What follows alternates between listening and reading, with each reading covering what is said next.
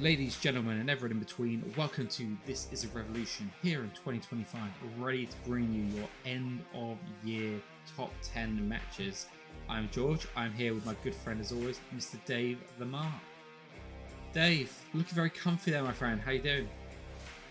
Yeah, I'm alright, mate. I'm alright. I'm taking a different setting today. I'm going to go for a more relaxed approach, which is one way of saying I went to work and came home from work and my wife had once again rearranged and slightly redecorated our house. Love it. Does that Can I happen tell often? you how often this happens, mate? Right. Well, I wondered what it would look like if we put the table there, and therefore I had to change all of these things. And you're like, it looks completely different now, love. Completely different. But I always like it. She's got a good eye for stuff, I think.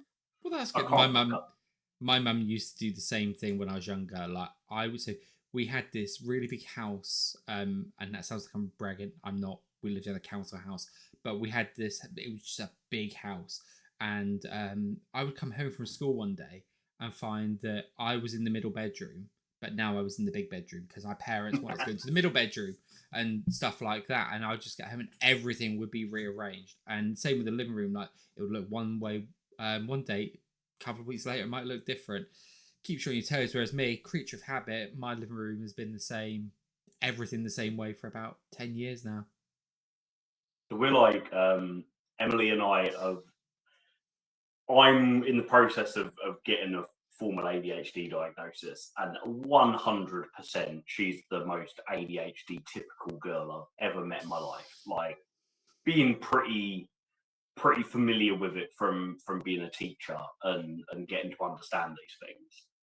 And it's hilarious because we're both just ridiculously impulsive. We see it, we want it, we have it, we do it. We don't think about the consequences of it.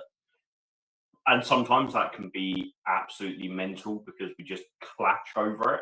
And then other times it's just sort of like, genius. I love it. I hadn't thought of that, and I really like the fact that you did. We've been together for too many years to count. I think we're 19 years this year, which is so literally like half our lives. Because I turned 38 this year, and we reached the 19 years together milestone. So it is crazy to think about, but yeah, it works. Yeah, that was the same as me and my wife. We celebrated in December last year. It was our 20th year together, and we got together when I was 20. So, like, literally half my life has been spent. And now I'm at the stage where I'm like, actually, now over half my life has been spent with this one person. And this is where my brain gets into the meltdown. So I'm like, wait, from like literally from me being born as a baby to meeting her, more time has now passed.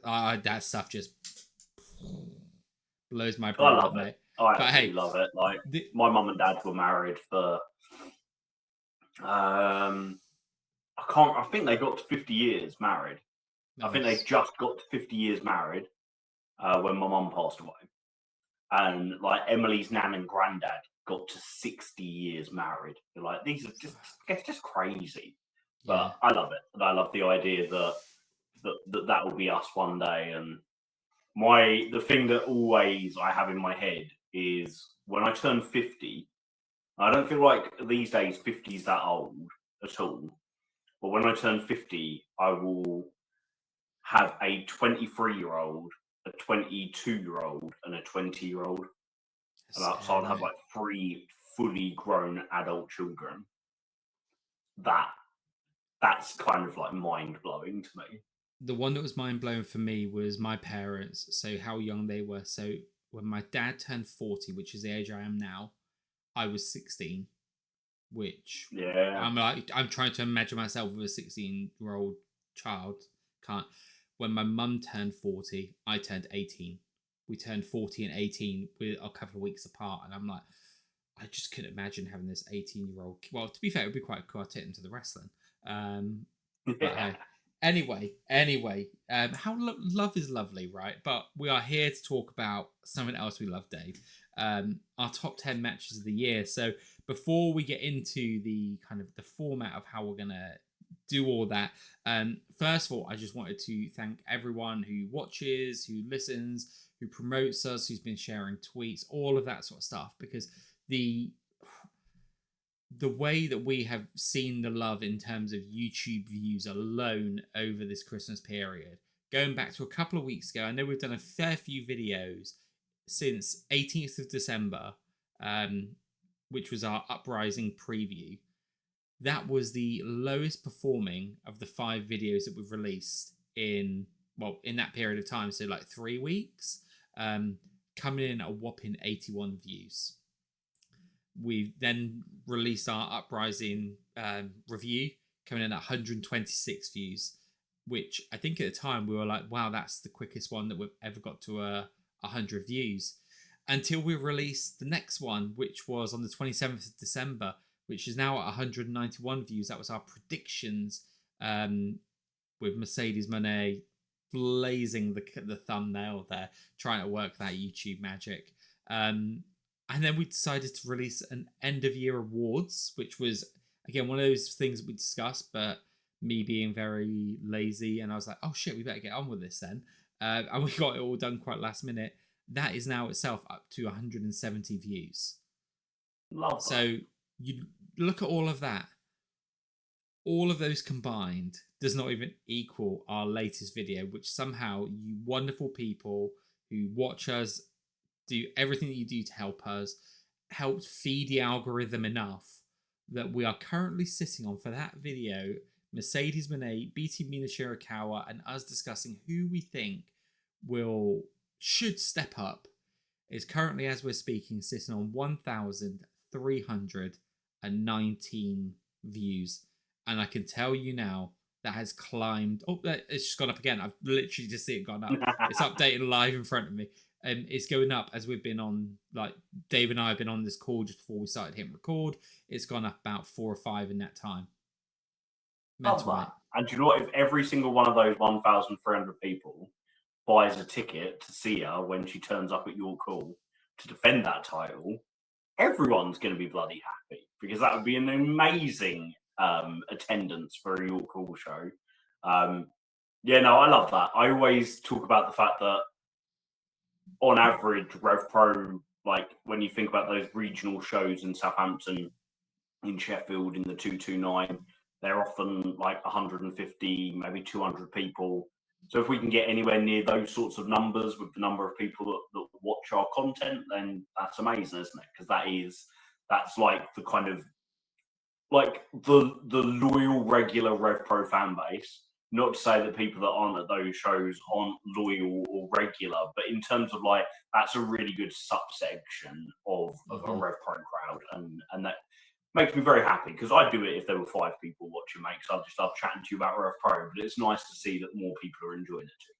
Absolutely, mate. The same goes for me as well. That we've said this before. As long as a couple of people watch it, a couple of people enjoy it, we'll be here doing this. We're under no illusions as well that the Mercedes effect is playing into this very strongly.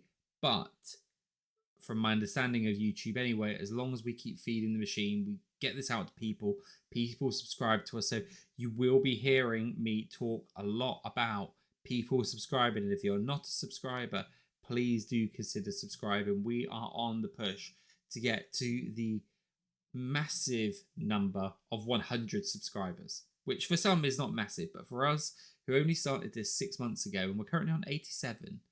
So if we can get this to 100, let's try and get to 100 by the end of January. That is our goal. Dave and I, we're not going to put a number on exactly what it is, but we've decided we're going to try and push a bit more content in January, really make the most of that time where there is not much going on in the RevPro calendar, so we can just talk about all the fun things. Not that the shows aren't fun, but the fun things that we kind of have, that we go, hey, what about this? What about this? Basically, it's just an insight into our WhatsApp conversations, and we're just going to put that on screen for everyone. But to give you guys an idea of what these subscriptions, I mean, I won't look at it on the most recent video because that would just be insane. But if I go to one of our videos that we've recently done and tell you how many people there are, the audience, 48% of the people who watched our end of year are not subscribed. So, those people who are subscribed or who aren't subscribed, well, first of all, to those of you who are subscribed, thank you. Like, genuinely is appreciated. Those of you who are not subscribed, thank you. It's also appreciated that you watch, but please just give us that little subscribe. That would help so much. I'm just finding that 58% of our viewership for that was in the United Kingdom. What a shocker. Anyway, sorry, I'm looking at stats as we're going on air. This is probably not a good thing because I am a stats nerd and I love it. But Dave, we are here to talk about the end of year. So, as we discussed on our very first video, I would say go and check it out, people, but please don't. The technical slickness that you're used to now, lol, if that one guy who likes to complain is watching, and yes, there is a one guy, but if you want to see how bad it was when we first started, I literally said today, I don't know how anyone actually stuck with us because it was bad right at the start. Sometimes it proves you can have all the gear and no idea. Definitely did at that point. We didn't have any gear or any idea, mate. I mean, mate, I still had this bit of gear. My really lovely. You had a bit of gear. I didn't. My really lovely bit of microphone. Yeah, we had passion in abundance, mate. Passion in abundance, and that's obviously seen us through. So don't worry if you click on that video and go, I'm going to see what they said. I'm just going to run through it all today because one, rather than you go click on another video, and two, rather than you going, what the fuck are they saying? Because it wasn't good. It wasn't good. But we said that we were going to do the 6th month, and then we were going to come back in 6 months and do our end of year. So today, the purpose of what we're going to do is, first of all, I'm going to reel off the lists that we had for the end of year. Sorry, for the mid-year last year. I'm going to read off Dave's list. I'm going to read off my list. And then from there, what we'll do is we're going to go into Dave's top 10, or sorry, alternating top 10s for the second half of 2024. And then we're going to give you our overall combined lists for 2024. Makes sense. Raise your hand if you've got any questions. No? Cool. Done. Right. So I'm curious to be reminded of what my top 10 of the first half of the year were, because although I'm pretty sure I know what the 10 matches were, I'm curious to see if the order is still how I would rank them now. Interesting. Yeah. So I won't lie, when I went through mine, I was like, these are the ones I'm expected to see. And I was like, oh yeah, I forgot about this match. I forgot about this one. That's not because I didn't think they're good matches, but we just live in this bubble of what's next. Yeah. And one of the things that I find really interesting watching that last video is, I think you said on it, you were like, last year we had 19 shows. And I'm like, this was like in 2023. I'm like, oh, 19 is that it compared to what we're getting now? Like, numbers seem massive. And we're just growing as well, which is lovely to see. I say we're not part of RevPro. I mean, RevPro using the role. Fuck, I should stop talking. Anyway. Yeah, the RevPro marketing. People are going to be like, they're on the payroll. I just want one person to, like, I don't know if you ever see it, but Sean Ross Sapp gets it quite a lot where they're like, you're a Tony Khan's payroll. I'd like to be on Andy Corden's payroll. Like, if I'm ever on Andy Corden's payroll, I'll be telling you, yeah, mate, I'm getting paid for this shit. But not gonna happen. Right, so Dave, if I had to put you on the spot and say, what do you think your number 10 match was? Don't worry, I'm not going to do this for all of them, but just what do you think your number 10 was? What would you go for? Okay, so I don't know if I'll be able to remember what my 10th choice was. I'm kind of thinking from the top of my list. So I'm working down from, there's 5 matches that I've got in my end of year list that are from the first half of the year. Mm-hmm. So I assume I picked them as my top 5 then. Yeah. Igor Blong versus Robbie X. No, but that is on your list. So number 10, we both had the same. It was Michael Oku versus Zaya in Barcelona. Okay, yeah. That was number 10. Number 9 was Mike DeVecchio versus Ricky Knight Jr. at Epic Encounter. Number 8, Igor Blanc versus Robbie X in Southampton. Number 7, Robbie X versus Kushida. Number 6, Luke Jacobs versus Zazaya. Number 5, Luke Jacobs versus JJ Gale at high stakes. Number 4, Zack Sabre Jr. versus Connor Mills at high stakes. Number 3, Trent Seven versus Connor Mills at the 229. Number 2, the dog collar match between Danny Luna and Alex Windsor. And number 1, some guy called Will Ospreay against Michael Oku. So that was your top 10. My top 10. That.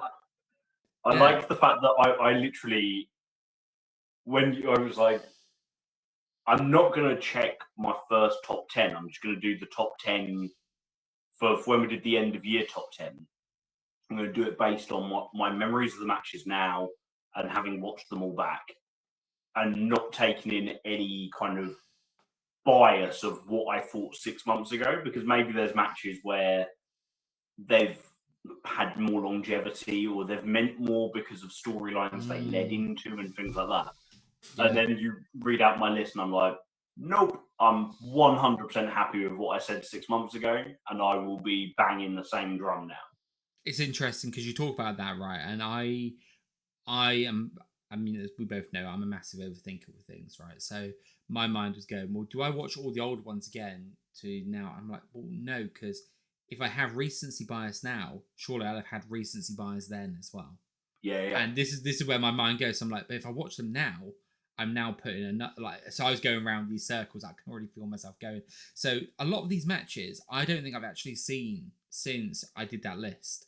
And my approach to my overall match list was look at my top 10 for each half of the year and then go, where does this one go? Where is my highest ranked match from my first list? Where does that go? And then try and slot them all in. So I added like a really methodical way of doing it, that if I try to do end up with what kind of balance have you got between first half of the year and second half of the year in your final top 10?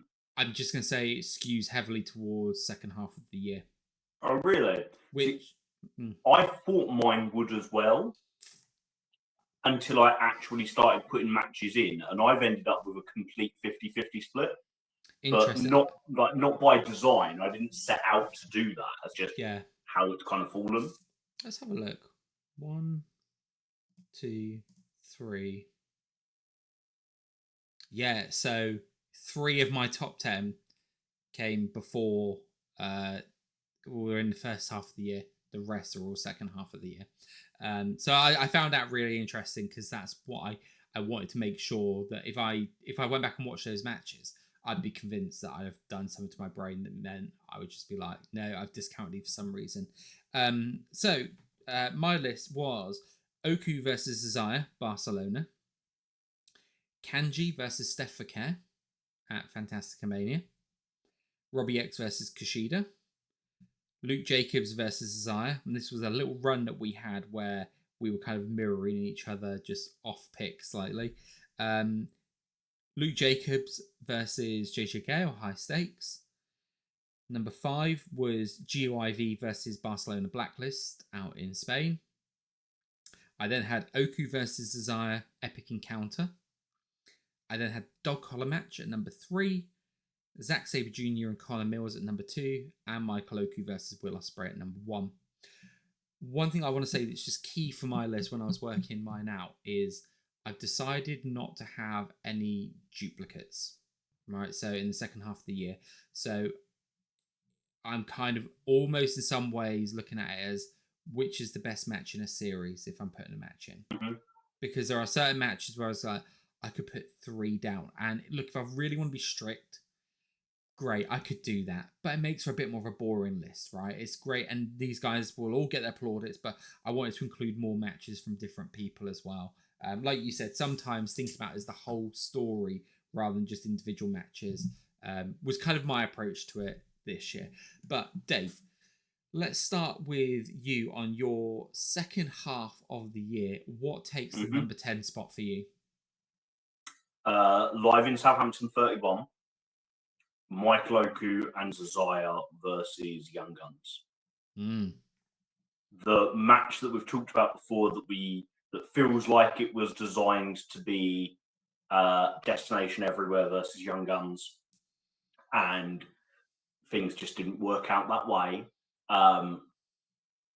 But like sometimes in wrestling, when you don't get what you had hoped for and you end up getting something different, that something different can sometimes just be wildly entertaining. And that's exactly what this was. Like, you've got four of the most talented people in European wrestling in the ring together with plenty of time to tell their story, with killer matches that they're setting up and huge history to build on. And it was just such an incredible encounter between them. Absolutely loved it. I've watched it multiple times since, and it's not, because sometimes you get these matches where you have to be there. You have to be there to, not you have to be there to enjoy it, but you have to be there to understand why people are raving about it quite as much as they are. And I did think maybe this was going to be one of those matches, but it really wasn't. It's just an incredible match. And notably, it is my only tag team match in the second half of the year. And from what you read out earlier, I don't think I had a tag team match in the straight 2-on-2. I don't think I had a tag team match in the first half of the year. So no, therefore, I must be saying this was the best tag team match of RevPro in 2024. Yeah, so I would agree with you on that, because I also had this in my list at number 9. So just one place above you. I echo everything you've said there. Like you said, 4 of the best in European wrestling. The form that Jacobs has been in anyway, the form that Oku was in, and Zazaya, it would have been easy to overlook Ethan Allen, who has come back in and really had to find himself a slot to fit into, because he's been out injured for so long. His tag team partner is now world champion. I can't remember if this was in the lead up, just before, just after. I can't quite remember the exact. Just in the lead up. In the lead up. He came back at the Revolution Rumble, didn't he? Of course it was, but he didn't come back proper, like in ring, until the build up to the Copper Box. This would have been in the week before Copper Box, after Summer Sizzler, then, wouldn't it? Because that's when Conor Mills got. So you must think like Ethan Allen must have been questioning, am I still, like, do I have a relevance in RevPro? Are people gonna care? Do I, like, then he must have had those like horrible creeping doubts of like, has Luke Jacobs outgrown Young Guns? And any fan that was up thinking those things, I think within 15 minutes of watching him wrestle would have been like, this guy is fucking awesome. Let's like think of all the incredible things that we could do around Ethan Allen as a singles wrestler, but also all the exciting stuff that Young Guns can do. I've championed Young Guns versus Jay Joshua and Conor Mills as a 13th anniversary match. It feels like the sort of match that could genuinely be right, like on the upper echelons of that card, like a real big featured match. But I also would really love to see Ethan Allen cruiserweight champion. I really like the idea of him being cruiserweight champ whilst Luke Jacobs was heavyweight champion. And obviously that hasn't happened this time, but there's no reason to say it can't happen in the future, because I can't see any way that Luke Jacobs does not become a 2-time or 3-time or 4-time undisputed heavyweight champion in the future.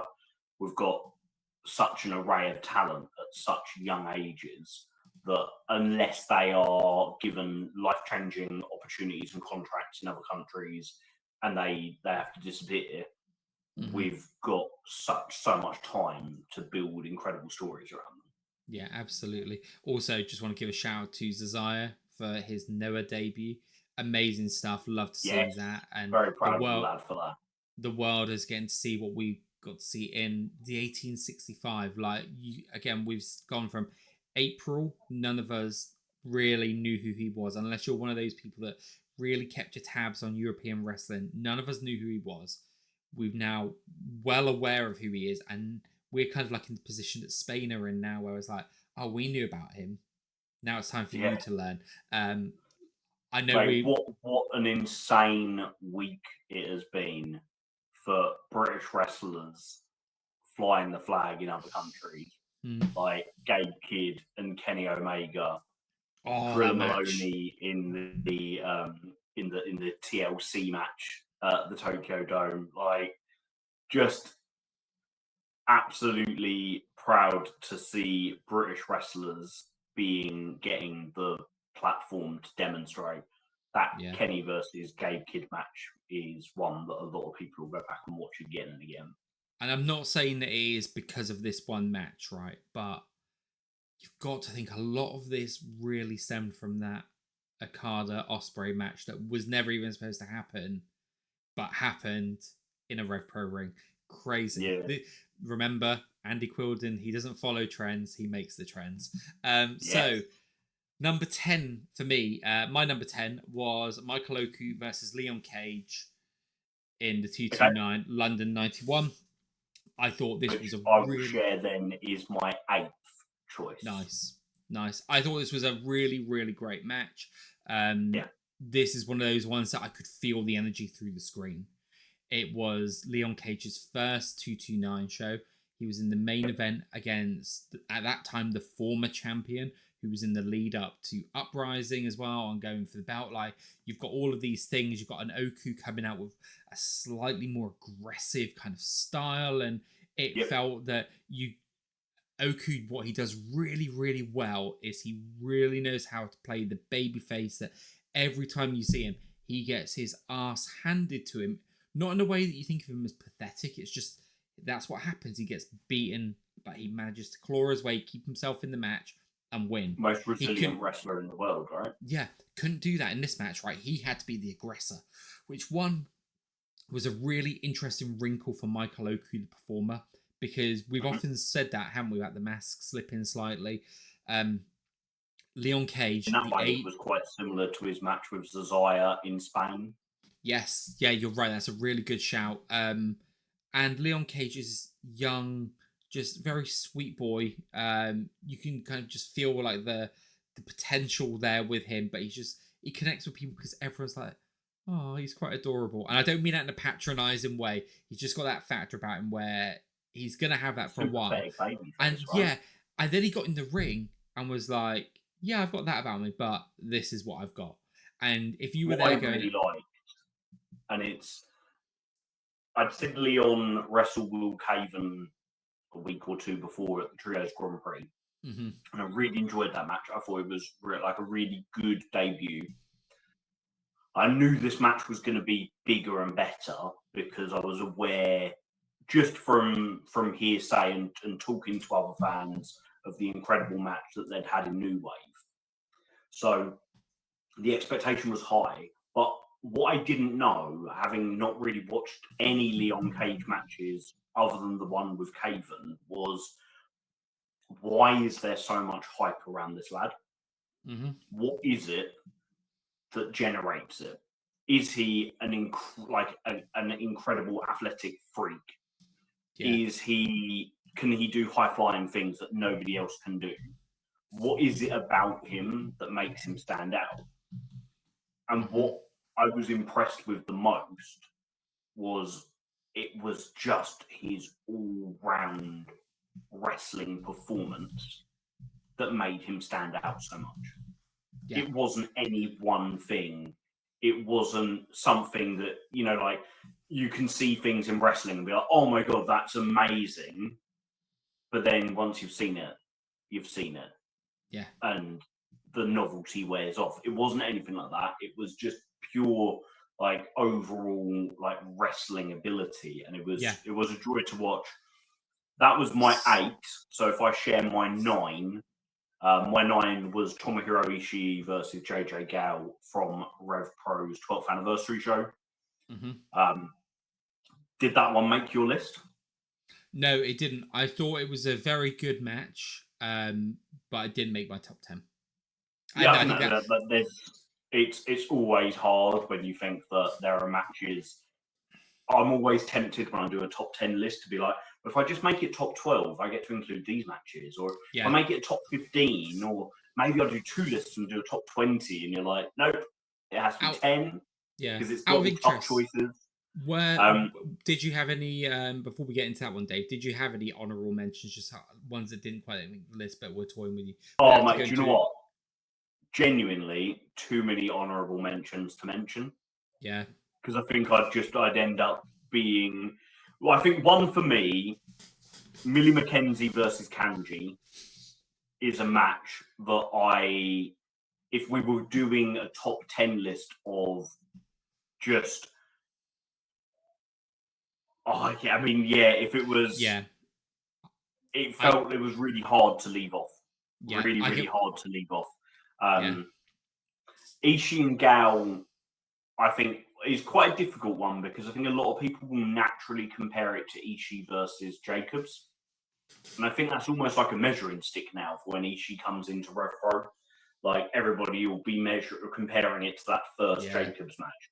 But I think if you look at it from JJ Gale's like position, his evolution and his arc and his kind of leveling up, that phrase we talked about last week, I think this was a really, really good showing of just how far he had leveled up. Definitely. Because at the 11th anniversary, he wrestled Kosei Fujita in quite, it was low down the card. It was one of those matches that was added in. It developed a little bit of story, but it wasn't one of the marquee matches. It wasn't one of the matches that was, front, right, and center in the poster or anything like that. Yeah. But this was one of those like big graphics, Ishii versus JJ, and it shows how far JJ's come, and he rightfully earned his stripes there, because I feel like he really did win over a lot of people. Mm-hmm. Not people that were weren't fans of him, but just people that weren't aware of him. Yeah. Do you know what I mean? Like when it's somewhere like the Copper Box, you've got 4,000 people there. I always talk about the fact that I try and listen into what people are saying around me. I like to get a bit of a vibe of the crowd to see what they're into and what they're not, just because I'm a people watcher. And I would say at the start of the Ishii JJ match, it was very much like Ishii getting all of the love from the crowd. And as the match went on, JJ was literally just earning one fan at a time their adoration and their respect. And by the end of it, everybody in the crowd respected JJ Gao and knew his name, and that's a massive accomplishment at his stage of his career. I would agree. Like I said, it didn't make my list. It was one of my honourable mentions, actually. So I've got a list of 17 matches that didn't make it. And that was one of them. And like I said, tough choices. I think JJ had a harder job in his match with Ishii than Luke did. Because I think coming into this, people saw Luke as the next guy. And people saw JJ as someone that could move up the card, right? Whereas you've got a guy who's been touted as the next guy, and who also very similarly matches styles with Ishii. And for some reason, you automatically think when guys have the same style, they're going to click because you want to see that against that. Whereas sometimes, as we say, styles make fights, right? If you've got a completely different style, that can also offer a really great amount to the match. And I think that's what did here. I think he had a harder job because, like you said, he's not as well known, so he has to win the crowd over. They can't just go and have this meat kind of match and that sounds like I'm being really derivative of what Ishii and Luke did. It wasn't. But they were able to have that kind of stronger match. Version of that kind of match, right? Yeah, whereas this one, they had to do something different because that is your measuring stick from last year. Whether it's fair or not, that is your measuring stick. A lot of people considered that the best match of the card last year. Certainly one of the best two matches of the card. So JJ's got all of this pressure on his shoulders, and he went out there and delivered in spades. Like, the guy did a really wonderful job. So like I said, it didn't make my list. But I think that just shows the level of... What was your 8th choice then? So my number 8, a very different style of match. This was Dave Francisco versus Charles Samuels, the respect match in Southampton. Yeah. And I know there'll be people going, really, because a lot of what RevPro brings is work rate, right? That's what a RevPro match is. This wasn't that, okay? Not work rate in the traditional sense. That's also part of what I loved about it. This match to me is one of the matches that far and away stands on its own 2 feet against the catalogue of what RevPro do or have done this year, because it's very different. It's not a lot of them rely on story and that like in-ring storytelling, but this one relied a lot on like more traditional kind of story in the lead up, the cheating, the promos, all of that sort of stuff. It relied on the atmosphere in the arena, when the arena fucking 1865 mate, it felt like the ECW arena that night, I can tell you, but it was it that did, like, we're not hostile being environment. hyperbolic when we say that. Like, yeah, I don't know how well across, like, it came across on the on demand, but I've never been in a venue of that size where it makes that much noise for anything before. Yeah, and I think that, and look, you could chalk maybe some of this is up to the bias of being there live. Okay. I also want to say shout out to both of those guys who wanted to come and tell their story on our platform as well. That's not why I picked it, because I know there'll be some people going, David reached out to us and wanted to come and do stuff with us, peeling back the curtain a little bit, but that shows how much trust these guys have in having us help tell their stories. And look, when this was announced, I thought they did some really great beats, and I was like, hey, this is going to be a really fun Southampton match. Genuinely, this match had everything. It had drama, it had violence, it had everything you could want. But what was also really telling is that because it used that so much emotion and made you feel that much, there was a really great match on after this that I couldn't care about, right? In the way I would have liked to have done. That match was Jay Joshua, Connor Mills versus Michael Oku and Desire. That is crazy to be saying that about those guys, right? That and when I say I couldn't care, I just didn't have it in me emotionally to. I spent, yeah, I've said that a lot. I spent. If you said like, to me, to give it another historical comparison, it's sending Jericho and Triple H out to headline WrestleMania. That was it. Yeah, after absolutely. Hulk Hogan versus The Rock, right? Yeah. It doesn't matter how good the Triple H versus Jericho match was ever going to be. The crowd have spent all of their energy. Yeah, and this is, we spoke about it before. The wrong time in terms of like the card. I don't think when this card was put together, I genuinely don't think, and no fault to him, why would he? But I don't think Andy properly realised just how big this match would be in there. I agree. And that is part of the meta, right? Like the meta that Southampton have created. But it's helped RevPro and Dave Francisco especially capture lightning in a bottle. It's taken he's challenging for the championship on February 9th, right? Right, and this was a guy who last February was a contender, who's getting ran out of the building, I think it was, or someone, or getting beat up by Anthony Ogogo. I remember Ogogo by the fire exit. That was it, right? So he's gone from that to that in a year, right? Crazy. Like the work these guys have put in. I just thought everything about it was just so different. I loved it for that. And yeah, that's why that stands at number 8 on my list. So I didn't include this one in my list. It didn't make my top 10. But I want to kind of explain that as a professional wrestling match, it didn't make my top 10. As in, I feel like there have been better, like, whatever you want to call it, work rate matches, better bell-to-bell matches, whatever. But if we're talking about moments of the year, this is right near the top. And what I would say, so I was watching Charles Samuels and James Castle versus Curtis Chapman and Josh Wall from 7 years ago, rewatching the feud that led to Charles Samuels versus James Castle. And some of the work in those matches is not the most memorable in terms of the wrestling. They're all good matches. They were all really good wrestlers. But, you know, when you think that if you're going to pick something from RevPro on demand to watch, people are going to go and watch like Shinsuke Nakamura versus Roderick Strong, or they're going to go and watch AJ Styles versus Zack Sabre Jr. or Tomohiro Ishii versus Keith Lee. Yeah.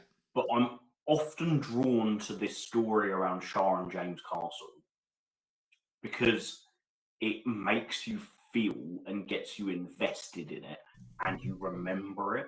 Yeah. So whilst I didn't include this one in my top 10 matches of the year, it would 100% be in my top 5 moments of the year. That's fair. And I would say that when it's 2030 and we look back to what happened in 2024 RevPro, we will still remember Francisco versus Charles Samuels. More than I would say we will remember Michael Oku and Tazaya versus Young Guns. Yeah. Or more than we will remember Tomohiro Ishii versus JJ Gale. Yeah. This will be remembered for longer because of the whole package. Yeah. Huge credit to both guys. Yeah, agreed. Okay, so that was number 8. Now, Dave, I'm curious to know what you have as your number 7. Kanji versus Serena Deeb. My first dip into Uprising. So, Dave, my number 7, Kanji versus Serena Deeb. Uprising. Oh, really? Nice. So, mate, tell me why you love this one so much. Oh, mate, it's just everything that I love about wrestling condensed into a 15-minute like masterclass. Just two technical masters struggling, fighting, competing in everything to just defeat the other one, to pin the other one down for 3 seconds, or make the other one submit in a moment of mercy and shake hands and to go their separate ways. Like, this is the sport of professional wrestling, right? And for me, like, in my vision of wrestling, this is what wrestling would be 75% of the time. Yeah. And the 25% is when these sporting rivalries spill over into something more. I feel like I would have absolutely adored early Ring of Honor if I'd been around in the wrestling world to see it at the time. That and this feels like that type of match, like a true kind of a proper professional wrestling contest. Yeah, I would agree with everything you said there. And what I really loved about it as well is it was really smooth, really crisp. The counter wrestling was really great. That was one of the things that I noticed a lot was every time it did counter, it didn't there was no kind of stumbling. And look, I'm not saying that if you kind of get any of that it's a bad thing. Like, we need to remember that what we're watching here is simulated fights. And Dave's taken himself off screen again, so I'll say this bit. It's simulated fights that we're watching here, and when you could be forgiven for thinking that, hey, I want everything to be crisp because I know this is a work, and did they mess something up? Well, if you are having a real fight, this sort of thing is going to happen, right? You're gonna get these occasions where the fight is going to like spill over into being a bit, I don't know, a bit janky, a bit off key. Someone's going to try and reverse them and they're just going to fall down and whatnot. That sort of stuff is all going to happen.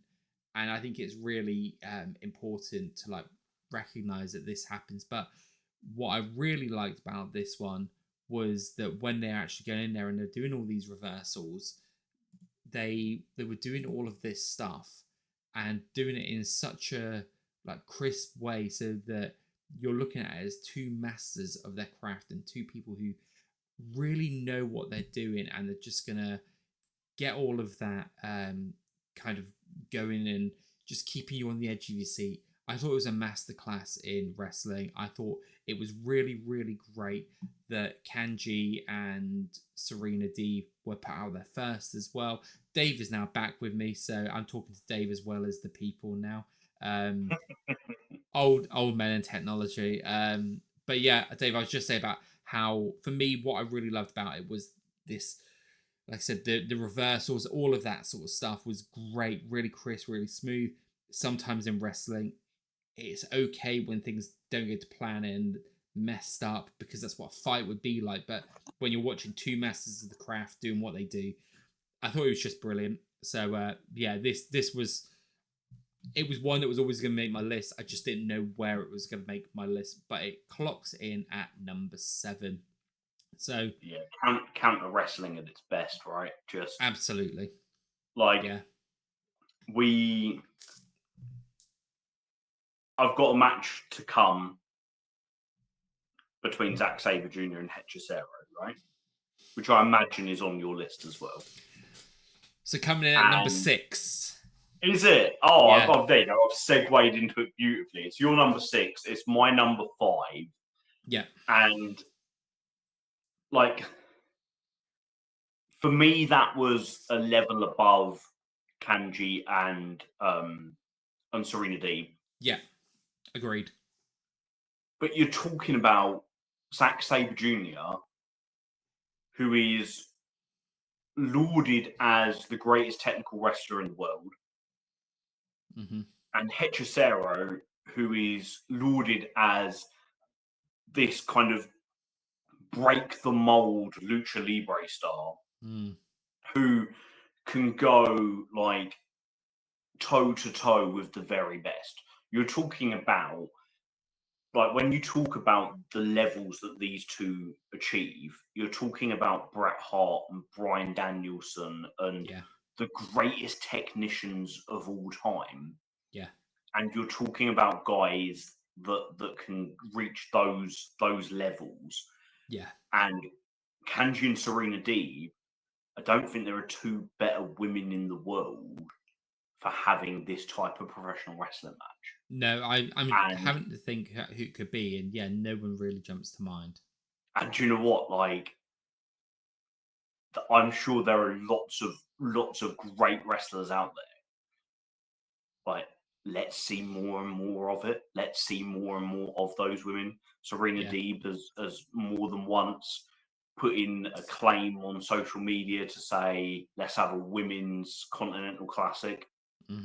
You know, let's see things like that. Let's let the women wrestle, but like let's see just how good the talent is around, because Kanji's had this incredible year, opening Fantastica Mania, opening Uprising, Serena D, Azame, Steph McCool, like all these incredible matches. Serena Deeb is someone who I just want to see come back to RevPro as often as possible.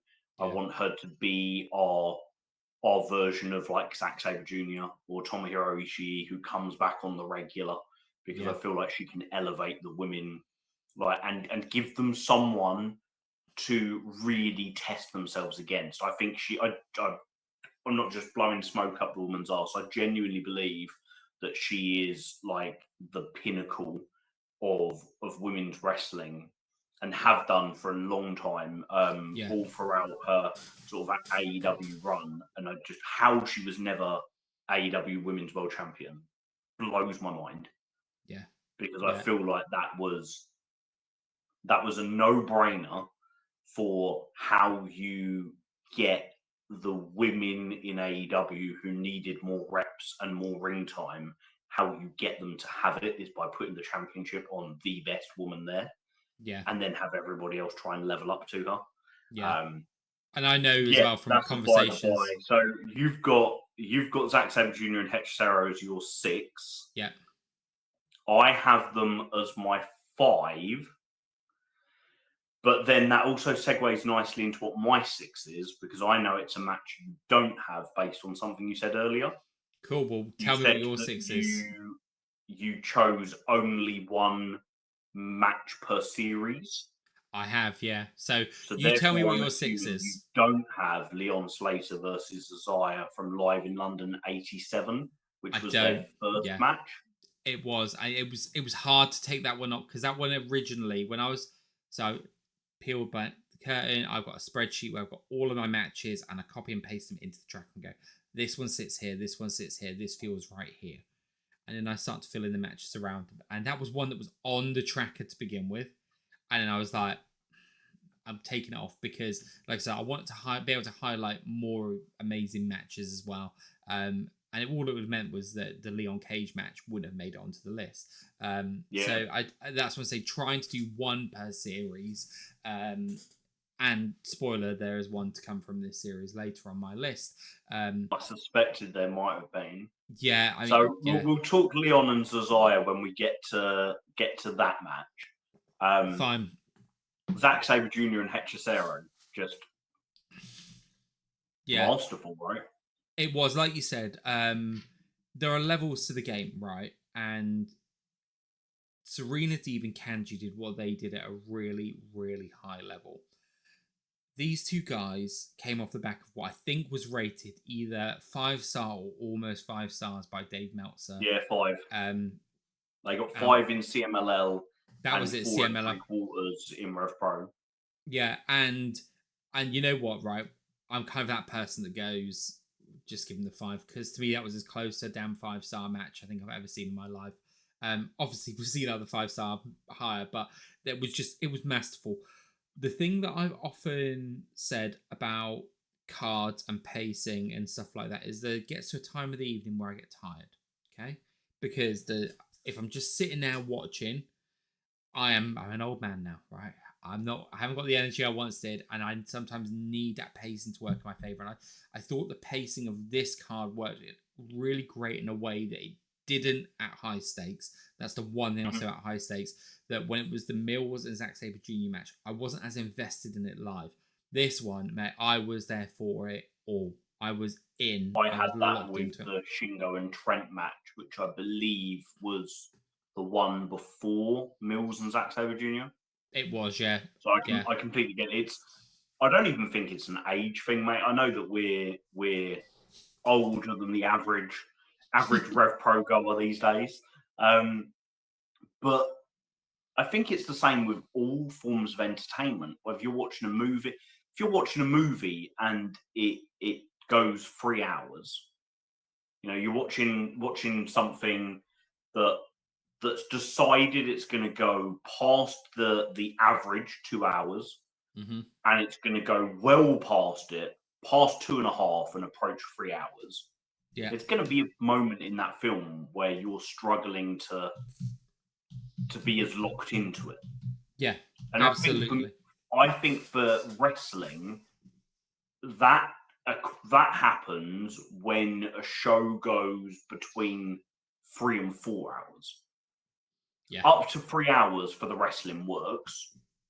When it goes over 3 to 4 hours, you either need to have had a really well-timed interval or a really, really well-paced card where you've had moments to catch your breath, moments to just breathe again and take it all in. And because it is literally every time a match finishes, you've then got it's like rewinding it back to the start. We go again. Yeah, and it's the same. It's the same whether you're there live, whether you're watching it on TV. You think of anything, whether it's Wrestle Kingdom or WrestleMania or All In, any of these big shows, they will either be really tight and compact, and it works perfectly, or it will be ambitious and long, and then you have to get it absolutely spot on, or there's going to be that lull. I think it's why so many people fell in love with NXT takeovers. Yeah, I think you're right.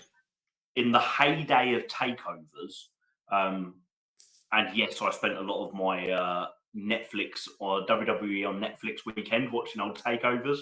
One of the love of it was 5 matches. You know, 5 match cards where you just went over 2 hours, 2 hours 15, 2 hours 20, and it comes to an end. Yeah. And I don't want that from the anniversary show or high stakes. I want them to be these big celebrations, but the balance is so key. Yeah. Do you celebrate with 8 matches or 9? Do you go to 10? The anniversary went to 11. It's a really, really difficult balance as well, because I also know there will be not one person on that anniversary show would have been happy if their match had been cut. Yeah, and there will be plenty of other people who didn't make the card who will be itching to have their moment. You think that, like on a York Hall show, Josh James has never had a York Hall singles match. David Francisco has never had a York Hall singles match. Mm-hmm. You've got people like Manders saying that that's one of his goals for this year is a York Hall match. Mm-hmm. You've got the Golden Boy Santos and people like that who are itching for these moments. You can't please everybody. No. And so it is a real balance in that. But even with all of that, this match I felt just kept me locked in. It was masterclass of what you do. What the best way I could kind of describe it is like, if this could be a really weird comparison, but even if you go like you can go for a really amazing meal, right? And it'd be great, like it hits everything you want, and you can go out for like the top end steak or whatever you want afterwards, right? That is better than the really great meal that you've had. But that really great meal is still a really great meal. And that's what I think of like those Kanji and Serena Deeb matches, that just because we're saying this is the top of its game, they're still at a really high bar for what they did. These boys just did it to a degree higher than what they did, and to a degree that I would say if Kanji keeps progressing the way she has done this year, she herself will reach one day as well. I've got no doubt that she can have matches that down the line as well. But these two boys, Zach is masterful at what he does. He's a guy I never thought I'd be a fan of, because for years I've tried getting into Cruiserweight Classic. Zack Sabre Jr. Me and my wife hated him. We just thought we thought he was rubbish. I remember trying to get into him when I think he challenged Okada for the title, and I was like, oh, this might be an interesting. Didn't get it then. Like, I've tried for so long with this guy, and I think it was at the anniversary show it finally clicked for me. Famously, that was the same with me with Shinsuke Nakamura. I saw him live at RevPro, didn't get it. I watched New Japan World, didn't get it. It was NXT Dallas when I was in the arena. That's when it clicked for me. As soon as he came out, oh, I get it now. And his match with Sami Zayn was phenomenal to be there for live. So that's kind of like, that's the journey I've been on with Zack Sabre Jr. But now that I get it, I get it.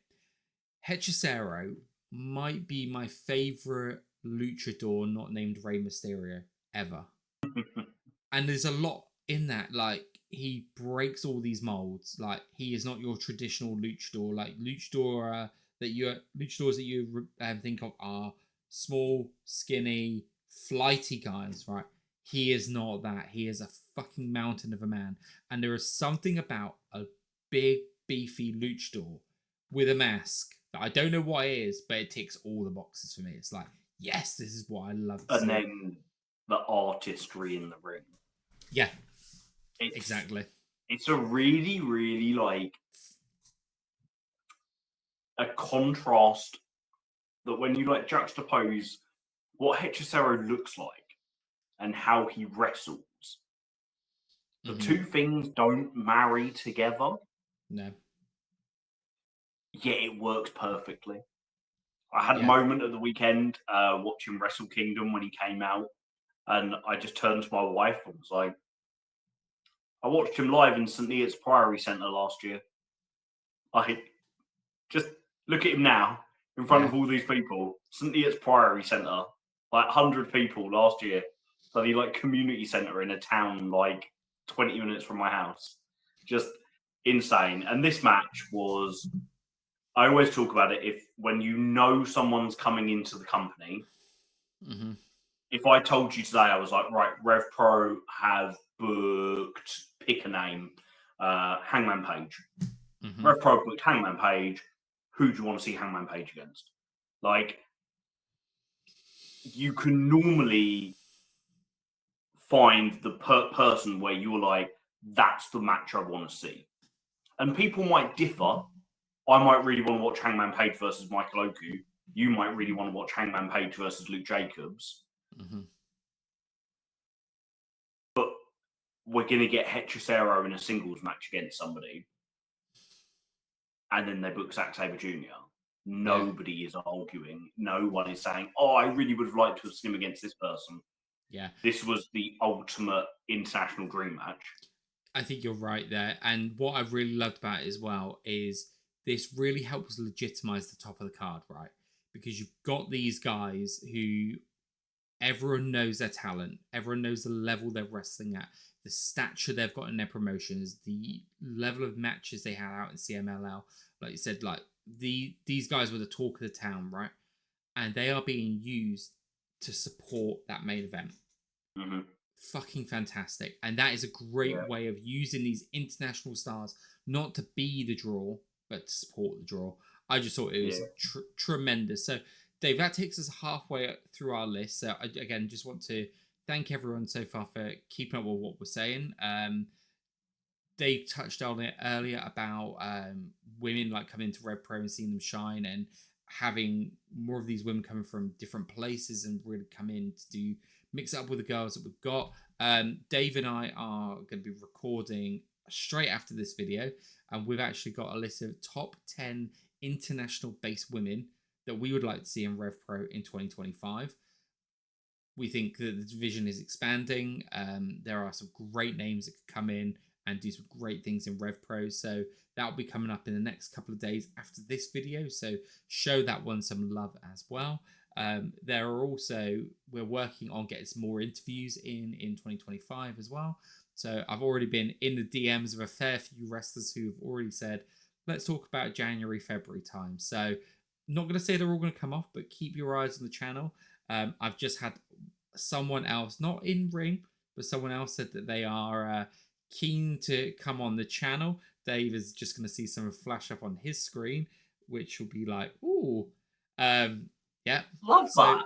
Yeah, so we're arranging things, people, but we want to bring you the names and faces of RevPro. That's what we want to do here, the good conversation. So thank you all again for just being interested enough for this to be a thing that people want to do. Anyway, moving swiftly on. Number 5. Right, so number 5 on your list was Zack Sabre Jr. Hechicero, did you say? Yeah. Right, so this is going to be one I think we disagree most on in terms of placement.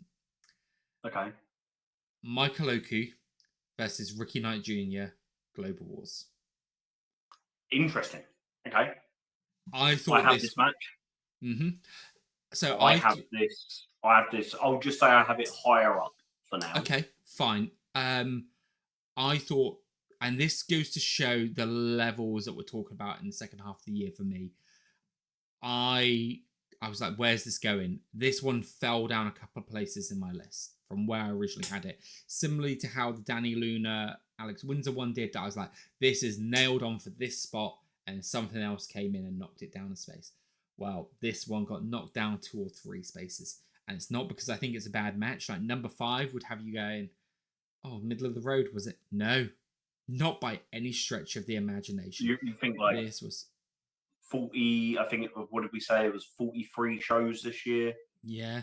7, 8, 9 matches per show. That's a lot of wrestling. If you're saying this is the 5th best of the last 6 months, that's still pretty high praise. Yeah, it was a fantastic match. Wonderful stuff. This came at a very difficult time as well for RKJ, and I'm not going to labor on the points why. Everyone knows why, but that could have played into a really, I don't know, it could have had real implications on the match, in some way, shape, or form, the atmosphere of the match. But I think they locked everyone in. They just went out there and they were like, right, what can we do to just grab people by the throat and take them on this journey with us? High pace, high energy, lots going on, big moves, dangerous looking stuff that these boys aren't being dangerous with, but it just looked violent, nasty. Such high pressure as well. Yeah. Like, they've been kept apart for 4 years. Mm-hmm. Yeah. So when they do come together, it better bloody deliver. And this delivered. This absolutely delivered. Yeah. And I know that when you and I were talking there straight after the event finished, I had this just below another match on the card. You had this, I think, just above another match on the card. Yeah. But it was margins, absolute margins. This was fantastic. I honestly thought it was going to be higher in my list than it was. It just shows the strength of the second half of this year. I will come back to it when I get to it on my list because it's not my fourth match. Interesting. My okay. fourth match. I wonder if my fourth match and your match, because I'm looking at I've got it written in front of me. I've got my 4 matches left. We've established that one of them is going to be Oku versus RKJ.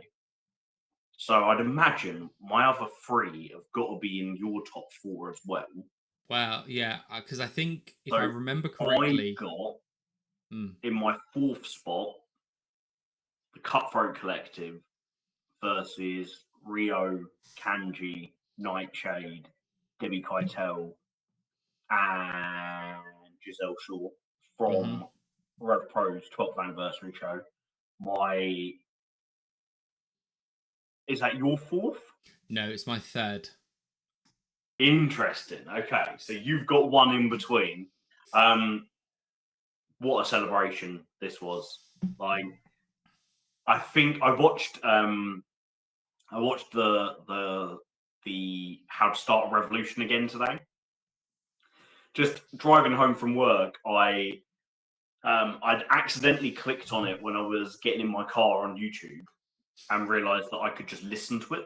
I didn't need to watch it because it came on the car speakers, and I was like, I'll just let it play while I drive home. And it's even just as audio, it's absolutely beautiful. But I love when they go backstage and Will Ospreay is literally just like, "Fuck yeah! Like, you fucking killed it!" And you're just like, the passion and the emotion that he felt. I think that was felt by fans throughout the arena. Sometimes you are just willing a match to deliver because you know that there are going to be obstacles against it. I don't think it's controversial to say it. The women have a harder struggle than the men when it comes to wrestling, even in 2025. Yep. Because you still have fans, even today, who just are not as interested, not as invested. They don't rate the women as highly as they rate men. There is prejudice. There is systemic kind of years of belief in one thing rather than another, and they need to be kind of proven that their thought process is wrong. So when you have a match like this, I'm literally sitting there willing everything to go smoothly so that the trolls don't get fed in any way, and for it to then be something that can prove them wrong. You think last year, Hardcore Country absolutely killed a match between a Hall of Famer and Mickey James, the face of European women's wrestling in Alex Windsor, and like someone who is an absolute like RevPro indie darling in Hyan, someone that we all absolutely adore for her time with the company, and people just shat on it. Yeah. And I know it's a minority, but it wasn't. It was such a big minority at that show that it killed it for everybody. Yeah, the impact was felt. And you compare that year to this year, and everyone's talking about that match afterwards. It was absolutely wonderful, and it gets better and better the more times I watch it. Yeah, same. What I was kind of reflecting on when I was thinking of this match and thinking, where will it go? Because this was such a bombastic effort of, like, we've talked about other matches about like the scope and the vision of what they planned, and before this year I can't recall we'd have ever had a match like we had Windsor versus Danny Luna in that dog collar match, right? Really violent, gritty, and I felt like that was the blueprint, both in the sense of, okay, how can we do this match well, right? Are the fans going to be here for it? Like, you're literally breaking boundaries where there's this really odd thing in wrestling and societal to a degree where some people view women, and like you said, they treat them on a different curve to men, right? In a lot of different ways. And one of those is, oh, they shouldn't be getting violent like that. Like, people legitimately treat women's wrestling like a different genre, because at one point in the Western world it was, right? A lot of the time it was, especially in big American companies, it wasn't done for in-ring skill. It was who looks the best. Okay. And women have really fought for years to be able to be put in the spotlight for what they do in the ring. Like you just said there, Mickie James, she was someone that way back then she was really pushing boundaries in WWE and really getting that spotlight. The fact though that we come to 2024 and you've still got people going, oh, I don't want to see a woman in a hardcore match. Like, I think it was, if I remember rightly, it was Chris Statlander. No, it was Ruby Riott, Ruby Soho, whatever you want to call her, and Willow Nightingale versus Anna Jay and Ty Mello. And they had street fight in AEW. They're like, this is just disgusting. This is too far for women, right? But people are okay with it with men doing it, right? They have this fake or faux, Kenny or Omega versus John Moxley, like maybe it's like a year or 2 years prior. Yeah, maybe it's like a thing that they're just conditioned to, where they think they're right, like, but they hate to see women in this scenario, like it's not becoming, or all of this sort of stuff. So to do that dog collar match really did have a chance of breaking down boundaries, and I don't think if that didn't get the acclaim it got, I don't think you see the Cutthroat Collective coming through in the way it has. You'd have still seen something, but in the way it's got encouraging, isn't it? Yeah, when how well that was received and the levels of violence they went to then get that takes you to here. I think that's a direct correlation between them, and everything that first match did really, really well. This multi-person match that was just a match that just happened to have women in it. Okay, it wasn't a women's match. It was a match that had people there on merit who had done weeks and months of great work, great character work, some of the most emotional, shocking storytelling. Moment of the year was the Cutthroat Collective, like, coming in. And I know the graphic we used was, we think of the Cutthroat Collective as they are now, but to make that moment work, you needed the Cutthroat Collective as it was then. So you needed Nightshade.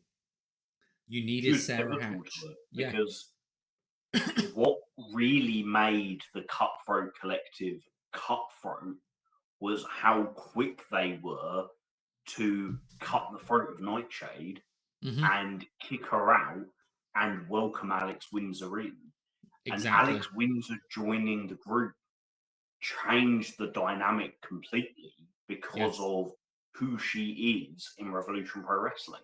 Yeah. And I feel like Nightshade was completely pivotal to the whole storyline, because it's that moment of, if that's what they're going to do to their friend, what are they going to do to our beloved Kanji, or our beloved Danny Luna, or our beloved Rio, or any of like our favourites within RevPro?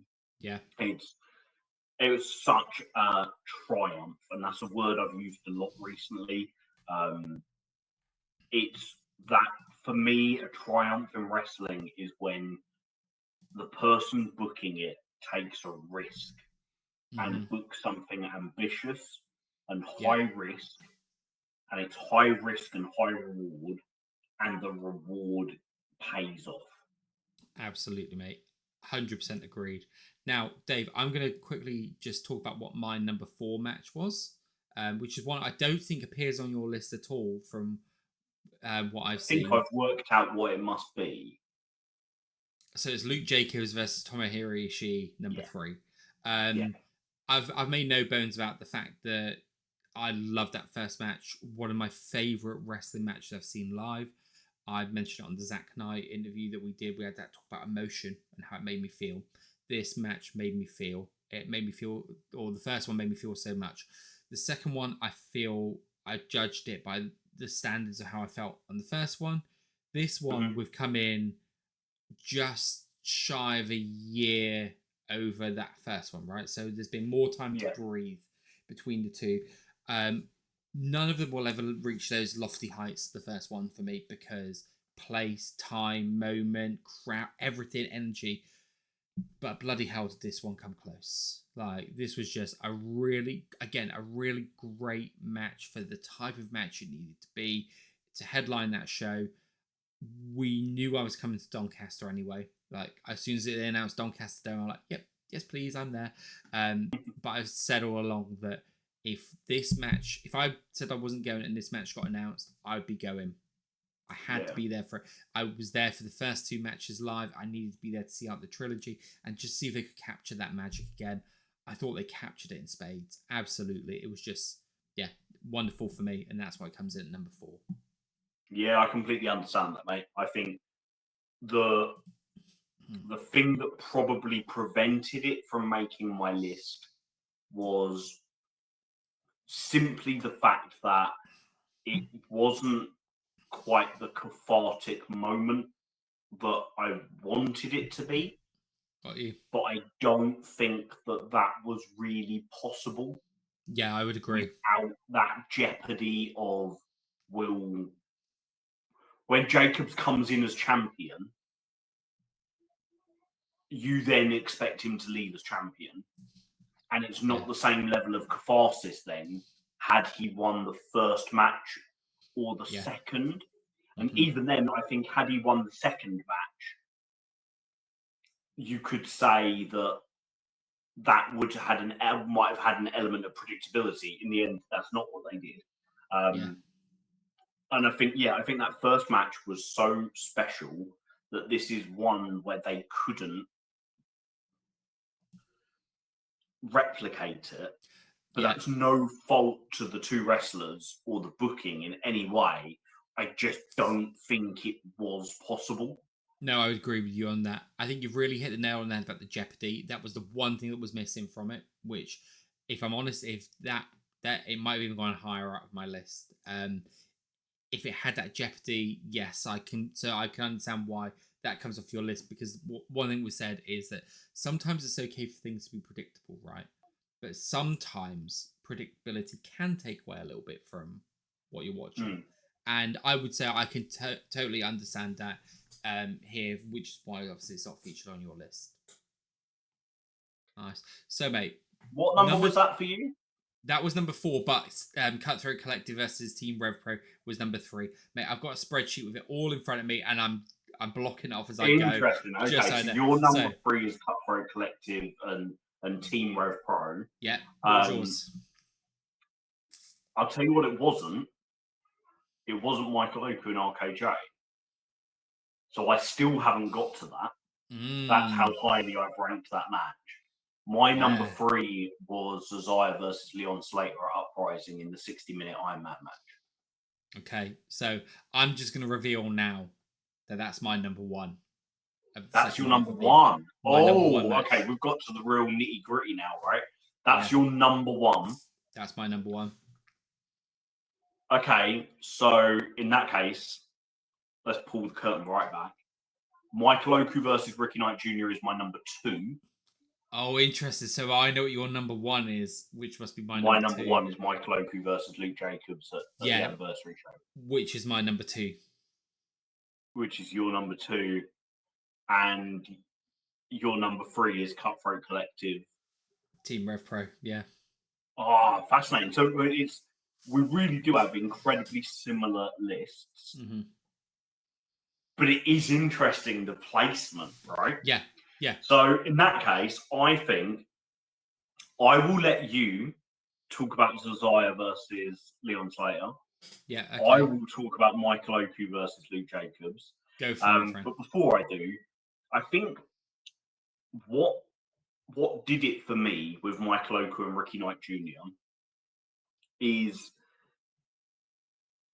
it was from the moment the match started, before that even actually, if we rewind it back 10 minutes, the moment the first sound of the entrance music began, I remember sitting next to you in Doncaster Dome and just this feeling of shit's about to get real.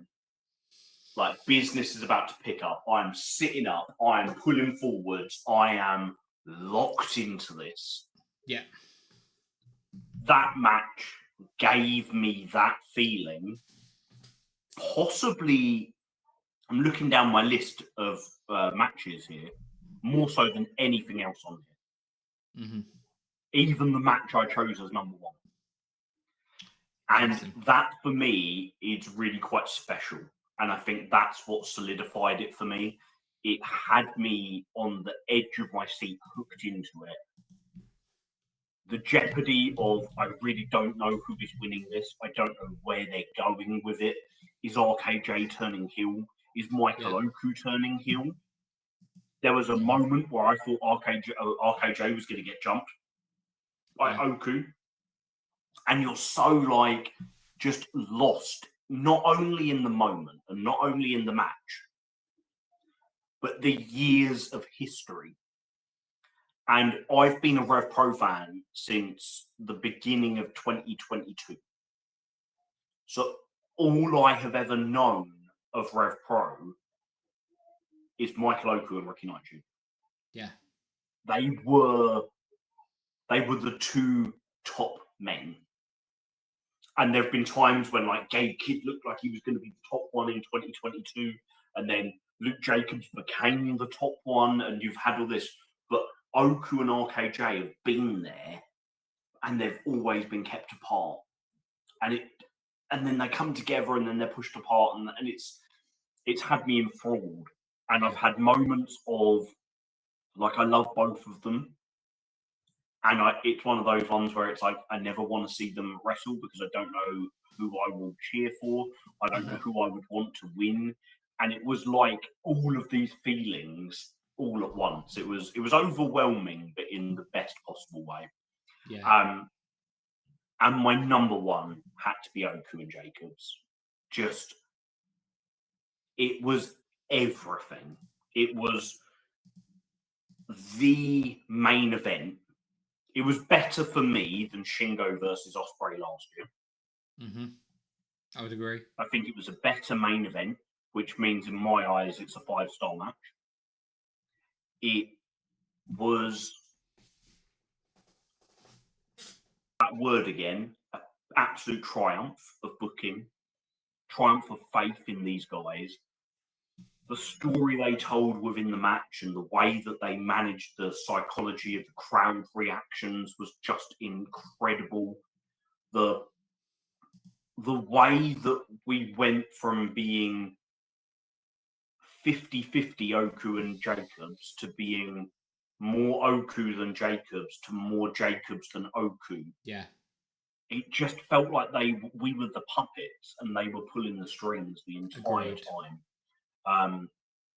And yeah, that was my number one, mate. And I'll let you sing the praises of Cesare and Leon Slater, knowing full well that I chose it as my number 3, but I loved it as well. Yeah. To be top 3 is incredible, right? Yeah, just to add on a few points on some of those. The RKJ and Oku, the thing that I want to say that you touched on really well there was Jeopardy, which is, again, the Ishii Jacobs thing where that lacked for you, whereas it felt like for me, and we said this a lot, that it was really weird that for me the story I was interested most in that match was who lost rather than who won. I wanted to see what happened to the guy who lost, and that was a really interesting story to tell. But even though I still wanted to see what happened with winner, but I wanted to see the parallel universe of each other where both men. So again, like, it might feel like I've got that one down low on my list, but like you just said there about what you got as your number 3, these are really strong back half of the year. I thought Oku and Jacobs was tremendous, absolutely tremendous. Like, the two top guys were allowed they took the opportunity to headline the biggest show in company history. And we'll do a video at some point on Michael Oku especially and his run. I mean, as we speak, he's already champion again, right?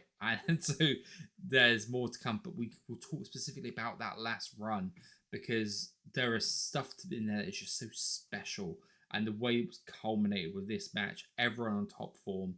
Yeah, it was as you said, a triumph. But speaking of matches that are a triumph, for me, I've been very vocal about the types of matches I do and don't like. I've said on this podcast a lot that if I know a match length, I'm immediately taken out of it, right? In the same way that sometimes when Jeopardy isn't there, I'm taken out of it. Like all of that. So that's a barrier to entry for my enjoyment. With Iron Man matches, I'm also like, well, like, yeah, unless they play the story in a real interesting way, it's just guys scoring pins over each other, right? It doesn't actually mean anything. At least with a scramble match, there's like, or a scramble match where it's when you pin the champion, that person is in control of the title and it's kind of going around and you've got all of that. That feels like you've got a lot more going on. Whereas Iron Man matches, to me, what usually happens, they normally spam it a little bit. But also there was this story coming into it, which it was funny because a lot of people I spoke to were like, "No, that's not going to happen." But the story they were telling was with that time limit draw was they can't beat each other in half an hour. So to me, that went, knowing what RevPro pick out what they're putting down, I'm going, well, then we're not going to see a pinfall in the first half an hour. So I'm just going to see two guys wrestling. Now that sounds really stupid to some people. I know they go, yeah, and these are two great guys at what they do. But as we said earlier, I want to feel things. I'm not always just here for great wrestling, because sometimes great technical wrestling, yeah, great. I want to feel that. I want to take on this journey that makes you go, I thought we had him then. I thought they did that really well in this. That first half an hour went by in a breeze, right?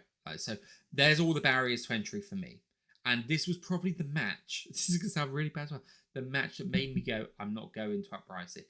Not because I didn't think it would be good, but to me, because of all those extra things on it, I go, I know I'm just not going to enjoy it as much. And maybe, I still say it's maybe being there live for it, where I could see the countdown on the screen and all of that sort of stuff.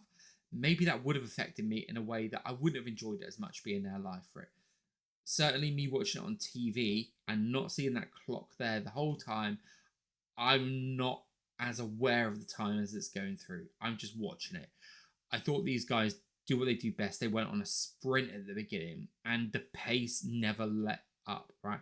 I think of all the best Iron Man matches that I've seen, and the two that kind of really stand out for me, and they're both going back to WWF days, but was The Rock and Triple H, which was a slower. I'm not including Shawn and Brett in this because Shawn and Brett was rubbish. Okay, Shawn and Brett was a match I convinced myself for years that was great. When I was about 19, 20, I convinced myself this was art. This was pro wrestling at its best. It wasn't. It was fucking bollocks. Which is a shame for the two top guys. But these guys, like, they did something really different to what they did. They did something different to what Brock and Kurt did as well, who only had half an hour to do what the story they did. Widely regarded as one of the best Iron Man matches of all time, but it's a half an hour match, right? Like, I understand why it was, because it was on that SmackDown. These guys did something that no one in RevPro has ever done. These guys are known to have insane chemistry against each other. These guys have a high bar set for themselves already. And they've got to try and top it by doing something that's never been done before. They fucking smashed it. They managed to get Zazaya booed, albeit very minor boos. They managed to get people cheering for Leon to win over Zazaya. I don't think I've seen that at all. But then the crowd were going the other way. They did the slight injury angle, which normally that would be something I'd really penalise for, because I don't like. It's just a thing I have. I'm not really keen when you're not sure, and it seemed like a really convenient. But then straight away they kind of did it. It was a bit of a distraction. Done. Okay, cool. So it was actually a really smart way to tell the story, to add extra fire into this, to see Zazaya get really fired up in the way he did, to still not know who's getting booed, right? Yeah, to still not know. We didn't know who was going to win, and I was no closer at that point to knowing who was going to win the match. Any one of those matches, men could have won it. You then had a trope, which again normally would knock points off for me, but it felt like the perfect time to do it. Like the first Iron Man match. Who doesn't love a?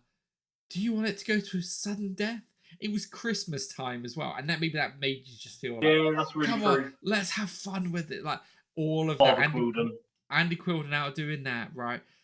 It all just, yeah, everything just married up for me. It was superb, and there was no other match for me. Like I've said that, first of all, I said that like the FOMO of not being there, I hadn't felt it the whole way through. At that point, that's when I was like, fuck. And I think this, for me, the two best matches of that show stand out for me was this one and Kanji versus Serena Deeb. Those are the two matches I'm gutted to have missed live. But like I said, my viewing experience might have been enhanced by not being there. Seeing that screen with the countdown on, tremendous, mate, tremendous. And to think I've got Leon Slater versus Zazaya twice in my top 6 matches of the second half of the year, and honourable mentions, their 30-minute time limit drawing in the 229, which was also incredible. The first one in June, that was also on my list originally, and the one at the 229, that time limit draw, that was probably out of the regional events, probably would have been my favorite regional event that I watched on demand rather than being there for as well. That was, and then even then you're talking about like other people that in my honorable mentions for those two lads, I've got Zazaya versus ELP on there as well. I've got Leon Slater versus Leo Rush on there as well. Yep, I had that. These two lads have had a stellar year. Mate, honestly, the number of Zazaya and Michael Oku matches that are on all of the lists for the year, they're everywhere. Yeah. So, my friend, top 10 of the year. Okay. I think this one might work better rather than us alternating. If we just go through our lists so that we can see our orders. Agree. Absolutely. So, Dave, I'm do you want to kick us off? Know which of the 3 from the first half made your top 10? Okay, yeah, cool. I'll let you go first, mate. Okay, cool. So coming in at number 10 for me was Kanji versus Serena Deeb at Uprising. Number 9 was Zack Sabre Jr. versus Hechicero from the 12th anniversary. Number 8, Michael Oku versus Ricky Knight Jr. at Global Wars. Number 7, Luke Jacobs versus Ishii 3 at Global Wars. Number 6, Alex Windsor versus Danny Luna dog collar match at the Revolution Rumble. Number 5, Zack Sabre Jr. versus Connor Mills at High Stakes, which at mid-year, that was my number 2. Number 4, Cutthroat Collective versus Team RevPro. Number 3, Michael Oku versus Luke Jacobs 12th anniversary. Number 2, Zazaya versus Leon Slater Uprising. And as a shock to absolutely no one, Michael Oku versus Will Ospreay, number 1, High Stakes. How about you, my friend? Interesting. I think we've got almost identical lists. Almost. I have a match very high up on my list that you don't have in yours at all, which fascinates me. I reckon I know what this is, and yeah, yeah, I think you will. So my number 10 was Zack Sabre Jr. versus Hechicero. Mm-hmm. My number 9 was Luke Jacobs versus JJ Down. Oh, that's the one I thought you were talking about. Yeah, okay. My number 8 is the Cutthroat Collective versus Team RevPro from the anniversary show. My number 7 was the 60-minute Iron Man match. Zazaya Interesting. Versus, wow. Leon Slater. My number 6 is Zack Sabre Jr. versus Connor Mills. Mm-hmm. My number 5 is Connor Mills versus Trent Seven. Of course, yeah. From the February 229, which just a match I absolutely adore. It is the epitome of what I love about professional wrestling. My number 4 was Michael Oku versus Ricky Knight Jr. at Global Wars. Mm-hmm. My number 3 was the dog collar match. My number 2 was Michael Oku versus Luke Jacobs at the anniversary show. And my number 1 was, of course, Michael Oku versus Will Ospreay at High Stakes. Amazing. What a year we've had, mate? Like, we've been absolutely spoiled. Absolutely, mate. Absolutely spoiled. And I look forward to doing this again at the end of 2025 when we try and work out the 10 best matches from this year. Absolutely, mate. Absolutely. Now, people watching, please like, share, but also comment. Tell us which of our picks you agree with, which ones you don't agree with, which matches you thought would have made it, they didn't make it. Tell us all of that. Give us all your feedback, all of your thoughts as well, because we love to hear it. It's just really interesting to us, and it helps the algorithm as well. So, Dave, thank you so much, mate, for the time and effort you put into this. What 6 months we've had on this podcast. Long may it continue. Hear, hear, brother. Hear, hear. Catch you later, mate.